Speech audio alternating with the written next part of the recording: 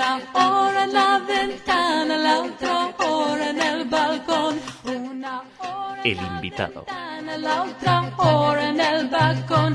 La querida, la amiga. Tenemos la suerte, es una gran alegría como siempre, recibir a Esther Bendahan en Radio Sefarad. Hola, Esther. Hola, ¿cómo estás? Encantada. ¿Qué tal, Raquel? Muy bien. Bueno, pues con la directora de Cultura, con la escritora Esther Bendahan, vamos a hablar de una actividad que se presenta el próximo 29 de noviembre con grandes nombres. Nos convoca en esta ocasión Centro Sefarad Israel, José Antonio Lisbona, Jacobo Israel Garzón y tú misma, Esther, vas a participar en una mesa redonda que nos va a hablar de ese exilio, de esa diáspora obligada y muy desconocida que protagonizaron los judíos de los países árabes. Pues sí, vamos a tener este jueves 29 a las 19 horas en el Centro Sefarad Israel un encuentro que viene a unirse a los que se están desarrollando en otros lugares para recordar en un día concreto que señala el Estado de Israel el exilio masivo de los judíos en los distintos países árabes, en este caso de Marruecos. Uh-huh. José Antonio Lisbona va a hablar de la colaboración de España en la inmigración clandestina, un tema interesantísimo. Hubo muchos judíos implicados en ayudar a sus hermanos a poder huir de esos países en los que reinaba el antisemitismo, judíos que muchos de ellos finalmente recalaron en España, ¿no, Esther? Bueno, ya conoces cómo funciona una comunidad judía, es normalmente solidaria. Son comunidades en las que se intentan apoyar a aquellas personas que quieren, en algún caso, o necesitan apoyo, lo encuentran en estas comunidades. Efectivamente, se hizo un trabajo de apoyo en muchos sentidos. Era clandestino, pero no se puede hablar de la clandestinidad, no entendida como si fuese una especie de servicio secreto, era simplemente una ayuda que se hacía puntual en algunos casos y se hacía un poco detrás del régimen, que tampoco había lo que no había, era todo como en una tiniebla, ¿no? En una nube, no había nada prohibido, nada permitido, entonces había muchas lagunas y en esas eran donde actuaban estas personas que querían apoyar a judíos que querían salir hacia Israel. El tema era que la palabra Israel era maldita en Marruecos, como en muchos países árabes. No había, se decía, o ellos decían que no había problema en contra de los judíos, esto ya lo hemos visto luego a lo largo de este tiempo, cómo se ha ido desarrollando, decían que no había problemas en contra de los judíos, que sí había problemas con respecto al sionismo. Entonces no se podía hablar de Israel, se tenía que hacer todo oculto, de alguna forma oculta, etcétera. Sí, a lo mejor me he explicado mal porque me refería a que esas personas que, por ejemplo, en Marruecos ayudan a sus hermanos judíos a huir a Israel, por ejemplo, sí, luego formaron parte de las comunidades judías españolas, ¿no? Cuando ellos mismos también tuvieron que emigrar. Claro. Sí, sí, te entendía bien la pregunta, pero por eso te quería decir que primero aclarar que no es que fuese una red secreta, era gente normal, que son las que luego conformaron la comunidad judía de Madrid. O sea, era gente como cualquiera que en ese momento tuvieron que hacer una labor un poco más especial. Pero sí forman parte luego de la comunidad judía de Madrid, como de las comunidades judías francesas o canadienses. Jacobo Israel Garzón va a hablar de historia y memoria de la salida de los judíos marroquíes. Muy pocas personas pueden hablar con más autoridad de este tema. Esther. Desde luego, Jacobo es un erudito que se ha dedicado a estudiar y a investigar.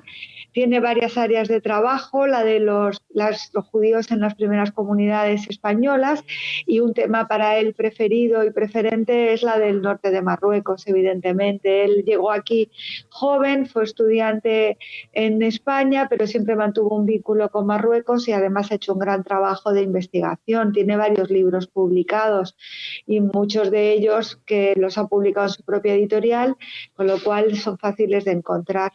Y muchos de ellos, la mayoría, me atrevo a decir, los hemos analizado, los hemos tratado con él, hemos tenido esa suerte aquí en Radio Sefarad. Y si hablamos de libros, Esther, tú participas en esta mesa redonda en una doble faceta, en la de escritora, la de testimoniar esa ese exilio forzado de los judíos en países árabes y también porque la viviste en carne propia. Exacto, sí. O sea, digamos que yo fui una de las niñas que salieron del norte de Marruecos con su familia en el 67 y lo que eso queda en la memoria, queda como un vestigio, queda algo que se queda roto y he querido testimoniar de eso a lo largo de toda mi vida mediante trabajos no de investigación tanto, sino literarios. Ahí todos encontramos una fórmula donde poder expresar algo que nos hiere o que nos llama, ¿no? Y en mi caso es la literatura. La referencia más evidente es Déjalo, ya volveremos, pero me atrevo a decir, Esther, que en casi todos tus libros hay algo que nos habla de esta marcha obligada de tu país, de tu tierra, de Marruecos. Sí, digamos que en muchos de ellos se ve esa idea, ¿no? De lo que es el exilio y de la memoria del norte de Marruecos. La que te hace más referencia a un primer momento es Déjalo, ya volveremos, pero hay otra que es el Tratado del Alma Gemela, que trata de algo a la inversa, ¿no? Tres personas que vuelven a Marruecos en busca de un Sefer Torah que se queda que se queda en una familia musulmana y quieren rescatarlo. O sea, digamos que ahí es una manera de trabajar la memoria de un lado y de otro, ¿no? Es posterior y yo la recuerdo con cariño porque es una novela que indaga precisamente en esa vuelta. Cuando se habla de refugiados, inevitablemente la gente piensa, bueno, ahora también se añaden otros, ¿no? Como desgraciadamente los sirios o estamos viendo esas migraciones terribles ahora hacia Estados Unidos. Pero la mayoría de las personas cuando piensan en refugiados palestinos, ¿no?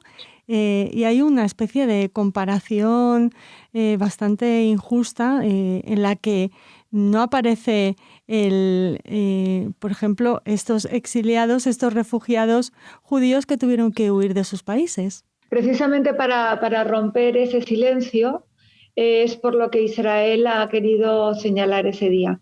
A mí me duele mucho la inmigración del norte de Marruecos, pero últimamente estoy muy cerca también de aquellos que salieron de Irak por motivos familiares, encuentros y lecturas, pues he estado cerca de esa comunidad, ¿no? Y ha sido una comunidad que se siente muy cercana al mundo árabe, que habla árabe, que se sienten árabes porque ellos no se consideran sefardíes, muchos de ellos, porque no lo son, no tienen origen español y sin embargo pues tuvieron que dejar Irak de una forma muy trágica porque en la época de Saddam hubo una especie de ola antisemita muy fuerte, mucho más fuerte que en otros países árabes. Se ahorcó en la plaza pública a un grupo importante de gente, los que había un chico joven de 17 años. Recientemente he visto un documental que lo cuenta en la 2 y es muy trágico y de todo eso no se sabe absolutamente nada. Quizá porque la memoria de nuestros refugiados es una memoria que no se ha reconstruido de una manera literaria muy de una forma muy patente, ¿no? Tampoco tenemos una agencia especial para los refugiados judíos de países árabes, como lo tienen, como dices tú, los palestinos, que es el único grupo de refugiados que tiene una agencia especial dedicado a ellos, ¿no? Lo que les convierte en refugiados incluso en la tercera y cuarta generación. Con lo cual es muy extraño todo lo que ha pasado en torno a esto y es importante que reivindiquemos. No sé si estamos a tiempo, no sé si la gente se va a concienciar de ello, pero creo que es importante que el primer paso seamos nosotros mismos los que tomemos conciencia. Tomemos conciencia de que no fue algo fortuito y que fue algo dramático, realmente dramático, y reivindiquemos nuestro espacio, ¿no? Incluso he conocido a intelectuales iraquíes que echan de menos esa época y me hablan de un nuevo movimiento en Irak que desea esa vuelta, que están creando espacios para que exista un retorno. Hablar de retorno lo veo muy complicado, pero sí es importante hablar de reconciliación y de reconocimiento. Yo creo que si pasamos al reconocimiento, y este es el primer paso, habremos avanzado mucho en este sentido. También es algo de lo que no se habla mucho, pero esos refugiados judíos de países árabes que llegan a Israel a veces son considerados ciudadanos de segunda categoría porque, bueno, o su educación no era, no sé, comparable con la de, por ejemplo, luego la emigración rusa, o su capacidad económica tampoco era muy grande. O sea que el sufrimiento continuó también en Eretz Israel. Por supuesto, o sea, la emigración de los judíos, cuando hablamos de este sufrimiento, yo creo que sobre todo fue el de los judíos marroquíes. No sé si fue por el momento de esa emigración, no sé por si las características concretas. Yo creo que la integración de los judíos marroquíes fue todavía mucho más complicada que la de los otros grupos de distintos países árabes. Exactamente el motivo es muy diverso. Tiene que ver con la educación, tiene que ver con la clase social, tiene que ver con la ubicación, los proyectos de emplazamiento. Son muy diversos, ¿no? Lo que sí que hay muchos escritores como Moïse Benarroz que han desarrollado un trabajo precisamente en ese diálogo de dar a conocer esa diferencia. Yo creo que es importante reconocerlo, que Israel hizo y ha hecho un gran esfuerzo de integración, pero esa integración no ha sido efectiva y no ha sido exitosa en todos los grupos. Y en el grupo de los judíos de Marruecos, no del norte tanto como los judíos del sur, ha sido problemática y se mantuvo mucho tiempo. Creo que ya están desapareciendo, pero hasta hace poco una situación muy, muy complicada. Ten en cuenta que los judíos que llegaron de Polonia y de Rusia eran judíos que llegaban con unas motivaciones y muy ideologizados y con unas motivaciones muy fuertes. Mientras que los que llegaban de Marruecos, los motivos también eran diferentes, ¿no? Y llegaban con otros motivos, con otra preparación, y su relación con lo laboral, con la incorporación al mundo del campo, por ejemplo, era totalmente diferente. Y tenían una mentalidad muy distinta, con lo cual ellos su inserción fue mucho más complicada. Claro, y también como tú apuntabas, llegaron en un momento difícil para Israel. Bueno, no sé si Israel ha tenido momentos fáciles, pero ese era especialmente complicado y eso también repercutió en cómo se trató a los judíos marroquíes que tuvieron que escapar a Israel. Esther, no sé si quieres añadir algo más.